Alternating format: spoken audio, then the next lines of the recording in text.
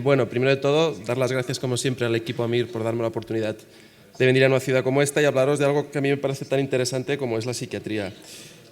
Bueno, primero de todo, deciros que yo pienso que el objetivo de estas charlas, que a veces puede parecerlo, no es convenceros de que hagáis una u otra especialidad, ¿no? Sino que se trata un poco de ayudaros a entender, en mi caso, en qué consiste exactamente la psiquiatría para que podáis, de alguna manera, hacer una relativa, correcta elección. Y lo digo entrecomillado porque probablemente no existe una única elección correcta, es decir, a lo mejor existen varias especialidades con las que os podéis sentir cómodos y de hecho incluso podéis elegir especialidad, podéis equivocaros y se puede repetir el MIR y no pasa nada. Yo conozco mucha gente, algunas personas que les pasa y luego siguen siendo felices o incluso más de lo que eran antes. Dicho lo cual, sí que es verdad que la psiquiatría muchas veces tiene un poco esta etiqueta de ser un poco especial, un poco rara, un poco particular. Entonces, es importante intentar entender, sobre todo, ¿no?, más que la residencia en sí, qué es la psiquiatría, o mejor dicho, a qué nos dedicamos los psiquiatras. Y como hemos dicho esto de que a veces es un poco, ¿no?, tiene esta especie de etiqueta de rara, particular, pues yo creo que podemos empezar con una analogía que nos ayude a entender un poco sobre todo esto, qué hacemos los psiquiatras y a qué nos dedicamos. Y mirad, si por ejemplo un dermatólogo se ocupa de los problemas de la piel, de las uñas, del cabello, un traumatólogo se ocupa de los problemas de los huesos, las articulaciones, los ligamentos, pues un psiquiatra lo que hace es que se ocupa de los problemas de las emociones, de los estados anímicos, de los pensamientos y de la conducta. Así de sencillo. Claro, tenemos un poco el problema de que los huesos, la piel, las vísceras, todo esto son cosas como muy tangibles y a veces cuando trabajamos con cosas que podemos tocar, que podemos ver, que podemos medir fácilmente, pues tendemos a sentirnos más cómodos. Pero yo siempre pongo el ejemplo de la gravedad, que es un fenómeno que no se puede tocar, que no se puede ver, que es difícilmente mesurable, pero todos estamos sometidos a ella, ¿no?, y todo lo que hacemos está influenciado por ella. Pues bueno, los procesos mentales son un poco similares, no se pueden tocar, no se pueden ver directamente, no se pueden oler, son difíciles de medir a veces, pero están ahí, a veces generan problemas y hay gente que se tiene que encargar de ellos y en parte esto lo hacemos los psiquiatras. Además, aunque a veces hay gente que se le olvida, los psiquiatras somos médicos, somos médicos, científicos, trabajamos con el modelo de medicina basada en la evidencia, tenemos guías clínicas, tenemos protocolos, tenemos fármacos, tratamientos biológicos que tienen efectos secundarios y de hecho nuestro método es bastante similar al del resto de especialidades, es decir, tenemos que recoger una serie de datos o información, llegar a unas conclusiones o diagnósticos, llamadlo como queráis, e intentar poner el tratamiento más adecuado. No solo esto, sino que además, como muchas otras especialidades, los psiquiatras de vez en cuando también salvamos alguna vida, de vez en cuando o con bastante frecuencia curamos completamente a los pacientes y sobre todo, aliviamos muchísimo el sufrimiento y mejoramos mucho la calidad de vida de muchos pacientes y también de muchas familias, ¿vale? Dicho lo cual, también es cierto que aunque no, a los psiquiatras nos gusta defender un poco la entidad médica de la psiquiatría, hay que reconocerle a esta especialidad algunas particularidades que probablemente es importante que conozcáis porque una vez escojáis la especialidad sepáis en qué os estáis metiendo. Por ejemplo, en lo que sería la recogida de información. Los psiquiatras nos basamos para recoger esta información en tres cosas fundamentalmente. En lo que el paciente nos cuenta, lo que nos cuenta la familia o observadores externos y lo que nosotros mismos observamos, ¿sí? Y, por ejemplo, igual que el cardiólogo aprende durante la residencia a manejar el fonendo y a través de auscultar los sonidos cardíacos infiere, deduce o sabe cómo funcionan esas válvulas, cómo está ese corazón, si hay que hacer alguna cosa u otra, pues el psiquiatra, a través de la entrevista clínica, que esto es una cosa pues, que cuesta cierto tiempo manejar, pero a lo largo de la residencia lo vais a ir aprendiendo, aprende un poco qué preguntas tiene que hacer exactamente, tanto en forma como en contenido, para intentar esclarecer los contenidos mentales del paciente. Y esto es básicamente en lo que consiste nuestra recogida de información. Y esto nos lleva un poco a las pruebas complementarias. Decía, por ejemplo, que el cardiólogo pues, aprende a usar el fonendo y tal, ¿no? Y con esto pues, esclarece un poco qué problema hay. Probablemente, yo no sé, no he visto la charla de cardiología, pero hoy en día seguramente ningún cardiólogo toma ninguna decisión en base a lo que ausculta con el fonendo, sino que pues, le harán la eco, le harán la resonancia, etcétera, etcétera. Los psiquiatras, y esto me lleva un poco al tema de las pruebas complementarias, todavía, no sé si llegaremos, pero desde luego no hemos llegado a esto. Es decir, la psiquiatría, que es algo que siempre se dice, es una especialidad eminentemente clínica. ¿Y qué quiere decir esto? Pues que las decisiones que tomamos los psiquiatras, tanto para diagnosticar como para tratar, se basan en nuestro juicio clínico, es decir, lo que observamos y la información que obtenemos, ¿no?, a través de la entrevista. ¿Quiere decir eso que no tenemos pruebas complementarias? No, hombre, tampoco es esto, ¿eh? Los psiquiatras de vez en cuando pues también pedimos alguna resonancia, pedimos alguna analítica, algún escáner, y sí que nos aporta información, ¿eh? Sobre todo a nivel de descartar, ¿eh? Más que diagnosticar nos ayuda a descartar cosas. Pero el día a día no se trata de pedir pruebas complementarias, ni los juicios ni los diagnósticos que hacemos se basan en ello. Mirad, aquí os pongo una cosa, un artículo muy bonito, es de un grupo americano que se dedica a validar una analítica sanguínea para confirmar el diagnóstico de esquizofrenia, ¿eh? Esto es precioso, pero prácticamente podríamos decir que hoy en día esto es casi psiquiatría ficción, ¿eh?, más que la realidad. Y vuestro día a día no va a ser así. Esto no quiere decir que estas cosas no se investiguen. De hecho, a mí me cuesta encontrar algo más interesante para investigar que la propia psiquiatría. Pero vuestro día a día no va a ser esto. ¿Cuál es el día a día de un psiquiatra? Muy fácil, ver pacientes, hablar con ellos, explorarlos, entrevistarlos, ponerlos tratamiento, volverlos a entrevistar, volverlos a observar, y así sucesivamente. Esto es lo que se llama una especialidad clínica. Esto es un poco lo que nos cuentan en la carrera. Sabéis que en la carrera siempre dicen, bueno, hoy en día la medicina está muy tecnificada y se está olvidando un poco la entrevista, la anamnesis, el contacto con el paciente, y esto probablemente en el resto de especialidades, debido al nivel de tecnificación, es cierto, estamos en este punto, es lo que os decía. El cardiólogo, pues seguramente sigue usando el fonendo, pero pocas decisiones toma en base a ello. Y en cambio la psiquiatría, pues el nivel de desarrollo que tiene hoy en día nos obliga, básicamente, a mantenernos en este nivel clínico. No sé si esto cambiará, probablemente en los próximos años no, y durante vuestra residencia y vuestros primeros años de trabajo tampoco, ¿eh? O sea que lo digo para que tengáis esto claro, porque luego hay gente que escoge esta especialidad y con los años pues le coge como nostalgia del modelo más médico, que insisto, la psiquiatría tiene un modelo médico también, pero tiene ciertas particularidades metodológicas, ¿no?, a la hora de recoger información y manejarse con ciertas pruebas que son básicamente clínicas, es decir, entrevista, comunicación, lenguaje. Y esto hay que tenerlo presente, ¿de acuerdo? Otras cosas importantes de la especialidad. Os pongo aquí lo de dilema mente-cerebro, porque esto viene un poco a hablar de, es lo que os comento, o sea, tenemos una brecha nosotros, porque aunque todos aceptamos que nuestra mente nace o se basa en nuestro sistema nervioso, llegar a entender cómo esta serie de células interconectadas que se envían señales moleculares, señales eléctricas, cómo esto genera nuestra experiencia consciente, nuestro estado anímico, nuestras ideas, nuestros pensamientos, esto es un misterio enorme, ¿no? Y esto provoca pues, que desconozcamos las causas de nuestras enfermedades, su etiopatogenia, su fisiopatología, y es lo que os digo, nos pone quizá un poco, no sé si decir en retraso, pero en otro plano respecto a otras especialidades, pues que a nivel de eso, de causas y tal, tienen mayor desarrollo conceptual que nosotros. Bueno, esto puede pareceros mal o puede pareceros bien, porque esto a veces lo que significa es que el psiquiatra está obligado un poco a confiar más en su juicio clínico, en su intuición, en su experiencia, y esto hay gente que le gusta y hay gente que le parece horrible. Bueno, depende un poco de cómo seáis. Luego el tema de la intimidad y la relación médico-paciente, que irían un poco unidos, significa, bueno, básicamente que la gente cuando, ¿no?, probablemente no es lo mismo, o no parece lo mismo de entrada, preguntarle a alguien por si le duelen los huesos que por sus procesos mentales o sus ideas, sus pensamientos o sus sentimientos. Y esto puede parecer que a veces invadimos un poco la intimidad de la gente, ¿sí?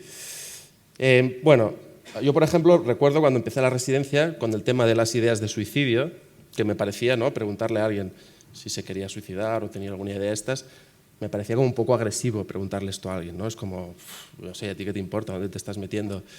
Pero veréis que a medida que avanza la residencia uno se acostumbra a esto y entiende que es que no queda más remedio. Y la verdad es que la mayoría de pacientes esto también lo entienden y al final pues no os generará demasiado problema, ¿eh? Hombre, si sois personas que cuando alguien os cuenta una desgracia o comparte sentimientos con vosotros o alguna cosa de estas os genera como cierta aversión o cierta ansiedad o cierto nerviosismo, pues a lo mejor esta no es vuestra especialidad, ¿eh? Pero de todas maneras se aprende también a manejar estas cosas y a tolerarlas. Esto también hay que tenerlo en cuenta. La incertidumbre y la subjetividad, por todo un poco lo que os he dicho, que andamos un poco cojos de explicaciones y un poco cojos de causas, y esto genera pues, ¿no? Que de alguna manera la interpretación personal del psiquiatra tenga bastante más peso de lo que tiene otras especialidades. Como os digo, esto puede ser que os guste, ¿no? Porque implica que vuestra subjetividad o vuestra interpretación tiene mayor peso diagnóstico o mayor importancia que la que tendrían otras especialidades, que por ejemplo el que me va a dar la decisión o el diagnóstico va a ser la eco, va a ser la resonancia. En la psiquiatría va a ser mi opinión, mi juicio, ¿no? mi exploración psicopatológica o la información que yo saco, ya sea hablando con el paciente u observándolo. Y como ha dicho aquí pues, la compañera, las humanidades y la psicología y la antropología y todas estas cosas, pues son, si os han gustado siempre y os gustan estas cosas, hombre, desde luego hacer de psiquiatra no significa ni hacer de filósofo, ni reflexionar constantemente sobre la naturaleza humana, ni nada de esto. Pero sí que es verdad que si es algo que os ha interesado toda la vida, la psiquiatría, bueno, os puede parecer más interesante. Y por último, el tema del desprecio. Bueno, ya sabéis que la enfermedad mental, por desgracia, pues lleva asociado un cierto estigma, y esto no se puede negar. Hay Uriol Molina, que habrá sido profesor vuestro de psiquiatría, que era residente en mi hospital. Esto siempre lo decía él en sus charlas. Yo al principio, cuando empecé la residencia, me pareció que exageraba un poco. Sí que es verdad que a medida que han ido pasando los años, no sé si es que yo me he vuelto más sensible o qué, pero lo noto más, y es verdad, esta especie de desprecio, no desprecio colectivo, pero esto que a veces te etiquetan como el raro, la psiquiatría es raro, el paciente mental es raro. Bueno, ahí sí que es cierto que tiene cierto tono peyorativo, pero bueno, yo básicamente os diría dos cosas. Primero, que muchas veces la gente habla pero no tienen idea. Y segundo, que para bien o para mal los psiquiatras, como algunas otras especialidades, cuando nos relacionamos sobre todo entre nosotros. Así que de alguna manera, pues bueno, de psiquiatra a psiquiatra, esto se lleva mejor que de psiquiatra a otra especialidad. Bueno, esto es otra vez más para recordaros que lo que va a ser vuestro día a día y lo más importante para un psiquiatra es el paciente, ver pacientes. Es así como se aprende y es básicamente a lo que os vais a dedicar. Decía el compañero de anatomopatología, que sería un poco el extremo opuesto, que ellos no tienen contacto con los pacientes, pues nosotros estaríamos en el otro lado. Aprovecho esto también para hablaros de una cosa que a mí me parece una riqueza importante de la psiquiatría, y es comentaros la inmensa variedad de pacientes que existen en esta especialidad. Es decir, desde el paciente que presenta fenómenos mentales que nos parecen rarísimos y que son difícilmente comprensibles y con los que nos cuesta empatizar, lo que sería más bien el fenómeno psicótico, hasta pacientes que presentan fenómenos pues, con los que nos sentimos incluso identificados. Gente normal, pues, neuróticos, como vosotros y como yo, que en determinado momento pues, la vida les va mal, tienen problemas y necesitan ayuda.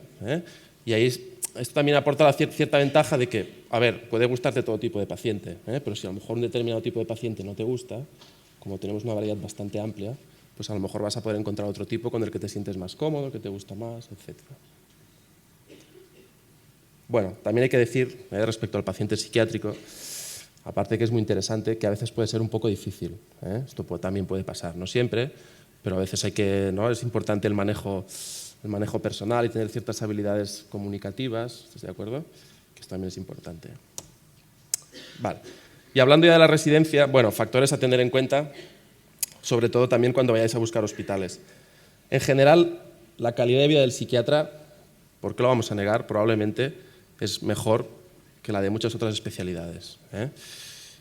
Y esto también depende un poco de cómo se lo tome cada uno. Es decir, es una especialidad que para aprender va a depender mucho del interés que le pongáis, ¿sí? A lo mejor en el hospital pues, nos van a apretar mucho y el problema de esto es que, yo lo entiendo, el ser humano está hecho para trabajar lo menos posible y esto es así, pero también menos trabajo significa menos aprender. Hombre, también trabajar en exceso tampoco es bueno, tampoco uno deja de aprender porque eso hace que estresarse. Pero sí que tened esto en cuenta cuando vayáis a buscar un hospital, que si os hacen trabajar un poquito más de lo que os parece normal, a veces, bueno, puede tener su punto positivo y es que aprendáis más. Y un tema importante también la docencia, porque esto es una cosa que se pregunta mucho en los hospitales. Oye, en este hospital hay docencia, hay clases teóricas, hay seminarios, y la verdad es que, evidentemente, cuanta más docencia hay en el hospital, mejor, eso sí. Pero que tampoco os obsesione esto, porque al final, y ya no solo para esta especialidad, sino para todo el resto, la residencia al final de lo que se trata es de aprender un saber práctico, es decir, aprender trabajando, porque si lo que te van a hacer es dar más teoría, más teoría, más teoría, más teoría, al final es como estar en la facultad. Y seguro que todos tenéis ahora el recuerdo de que, joder, la facultad solo estaba ahí sentado en el taburete, estaba en las prácticas, observando, y hasta que uno no adquiere responsabilidad no aprende nada, ¿vale? Y esto es así. Es importante que os den formación teórica, pero siempre hay que ponerlo, hay que darle su peso justo. Y enlazando con esto viene el tema de la dependencia versus la independencia. ¿Qué quiere decir esto? Hombre, es importante que en el hospital en el que estéis pues haya gente que os supervise y que os corrija, que os enseñe y que luego os corrija, ¿de acuerdo? Pero hasta cierto punto, porque si no, uno también tiene que ir tomando responsabilidades, se tiene que ir enfrentando al paciente, tiene que equivocarse, tiene que dudar, y así es como se va aprendiendo, ¿sí? Y luego el tema de las rotaciones, que esto dependerá de cada hospital. Hay hospitales que dan más facilidades, otros que dan menos.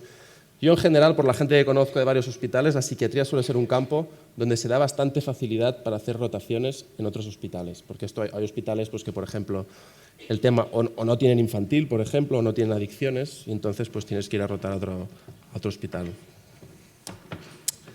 Así sucintamente, sobre las rotaciones troncales de psiquiatría, bueno, veréis que el primer año son 4 meses en medicina interna y neurología y 8 en hospitalización de agudos. Luego hacemos también 10 meses de ambulatorio, hacemos 4 meses de rehabilitación, 4 meses de enlace, 4 de infanto-juvenil y 2 de adicciones. Y el BOE desde hace unos años contempla que el último año de la residencia lo deja como libre y instaura esta especie de 4 subespecialidades que consistirían en psicoterapia, infanto-juvenil, adicciones y gerontopsiquiatría. Lo cierto es que, por la experiencia que tengo de mi propio hospital y de compañeros de otros hospitales, en general los hospitales son bastante laxos con esto. Es decir, no es que te obliguen a elegir una especialidad y tengas que estar todo ese año haciendo esto, ¿no? Sino que la mayoría de hospitales son flexibles y si a ti te interesa una cosa que está fuera de aquí, pues bueno, es cuestión de ir a hablar con tu tutor, con el director de docencia y montarte un poco plan a tu medida, ¿vale? Y nada, ahora ya hablando de los hospitales, bueno, solo decir una cosa que a los psiquiatras nos pone muy contentos, es que el número 1 del año pasado escogió psiquiatría. Esto es fantástico. Aquí tenéis un poco los números, ¿eh? Bueno, evidentemente para escoger hospital hay muchísimos factores y es difícil hacer un ranking más allá de los números que se escogen. A ver, evidentemente siempre hay unos que se escogen antes que otros por algunos motivos, ¿de acuerdo? Pero lo tenéis que hacer, tenéis que ir, tenéis que preguntar y además no siempre son solo factores profesionales, también hay factores personales que entran en juego. Yo sobre todo lo que os transmitiría por esto y respecto a la psiquiatría es que podéis estar tranquilos, quizá un poco debido a las características de la propia especialidad, ¿no? Ya hemos dicho que es una especialidad clínica, que las pruebas complementarias tampoco son tan importantes, esto provoca que tampoco requiera una especie de complejidad técnica ni de instalaciones abrumadora. ¿Y qué significa esto? Pues que los pacientes psiquiátricos son iguales aquí, en Barcelona o en Pekín. Y esto juega a vuestro favor en el sentido de que muy probablemente cojáis el hospital que cojáis, si le ponéis ganas, os vais a formar bien. Yo, de todos los residentes que conozco, no conozco absolutamente nadie que no esté contento en el hospital en el que está. ¿De acuerdo? Aquí tienes los números de Barcelona. Bueno, esto es cuestión de ir e informarse. Y ya para acabar, un tema que entiendo que os preocupa, que es el tema de la salida profesional y más como está el tema ahora, os digo lo mismo. Yo claro, estoy además en Barcelona, que es donde yo trabajo, no conozco directamente a nadie que esté en paro, ¿sí? Es verdad que los trabajos que hay hoy en día pues, no son los trabajos de tu vida, son trabajos inestables, a lo mejor no tan bien pagados como deberían, pero bueno, ya te digo, no hay nadie en paro. Y además, realmente es que no podíais haber elegido una época mejor para ser residentes, porque os esperan entre 4 o 5 años de sueldo asegurado, donde vais a aprender muchísimo, vais a poder desarrollar muchísimas cualidades que uno cuando hace la carrera no puede desarrollar. ¿De acuerdo? Y nada más. Gracias por vuestra atención y luego las preguntas.